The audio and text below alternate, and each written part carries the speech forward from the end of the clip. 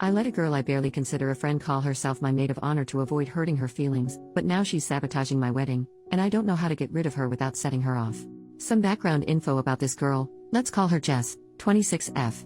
At this point in her life, she's kind of a hot mess. She's one of those people who airs everything on Facebook, who has a new love of my life every month, and a new best friend every few months. Her relationships and friendships usually end terribly, with both sides hating each other. So how did I, 27F, become being her best friend? Well, she hasn't always been this way. She was relatively normal 5 years ago when I met her, save for the normal early 20s drama. But in the last 2 years, she's lost her mom to cancer and her grandpa to old age, and she doesn't have any other family. She dropped out of school and found out her boyfriend at the time was cheating on her. After the breakup, I was acting like a shoulder to cry on since she had pretty much hit rock bottom. A few months later, she was telling everyone how close we were and started tagging me as her best friend. A few months ago, I got engaged. Unbeknownst to me, she started telling everyone she was my maid of honor, even though I've always planned on making my sister my maid of honor. But this was right after Jess' mom had died, so I just improvised and said I would have 2 maid of honors. It's still not what I would have liked, but I literally couldn't bring myself to tell this poor girl I don't consider her my best friend. That was my first mistake. About a month after I got engaged, she met a guy. 2 weeks later, she was engaged. A week later, she was married. A month later, she was divorced, separated. I don't know if it's legal yet. I don't know if anything was legal. But she changed her last name and is still going by that, so I'm guessing it was legal. Ever since the divorce, my own wedding planning has become unbearable. She is constantly telling me how marriage doesn't work, love can't save things, etc., etc. And criticizes how much I'm spending on my wedding when she had hers for a few hundred. Vegas wedding. It's gotten to the point where she's rude to the vendors I'm meeting with, but she gets really upset when I don't take her to meetings since she's the maid of honor. So I'm at the point where I just want to cut her out of the wedding, like I should have done in the first place.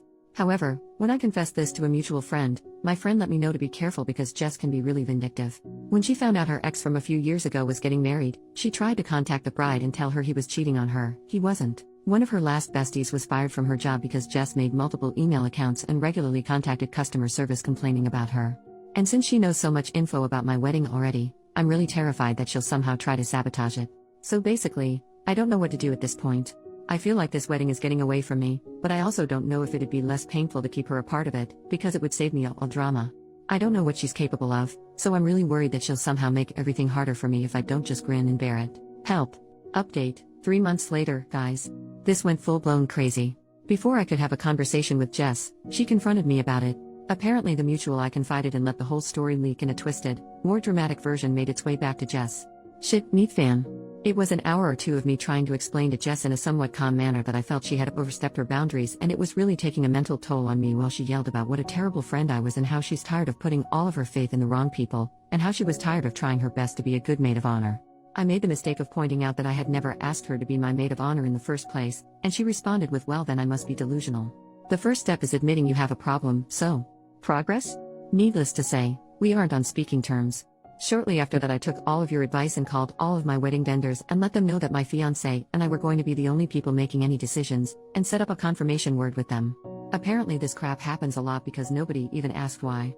I accidentally forgot to contact the bakery making our cake, but luckily they called me and asked if I was certain I wanted to cancel the wedding cake. Apparently there was a voicemail left on their machine. Wonder how that happened. Here's where things get really nuts. A few weeks after our blow-up, she apparently met some guy who is the love of her life. A few weeks after that, they're engaged. I can't make this crap up. She did it again.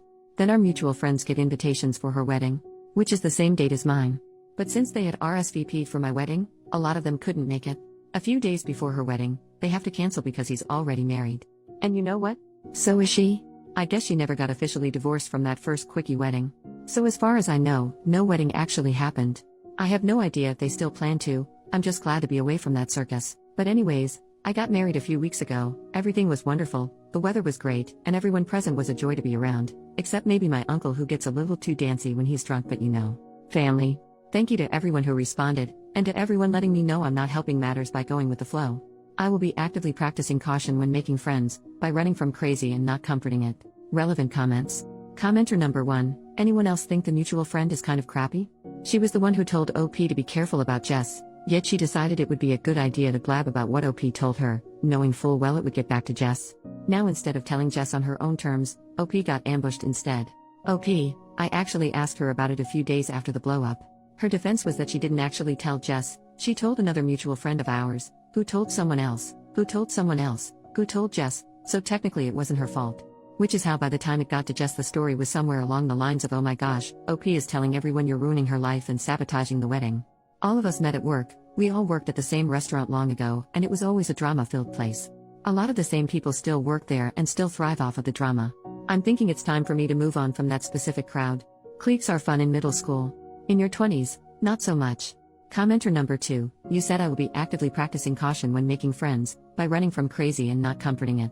I'd like to nominate the first candidate for your new policy, the mutual friend who somehow let the story leak and repeated to Jess a twisted, more dramatic version of what you had confided in her. OP, I've decided to distance myself from that crowd and all. We're in different points in our lives, and I just don't find the gossiping all that fun. My real besties, from high school who were all bridesmaids, have all grown up and we would never pull this crap.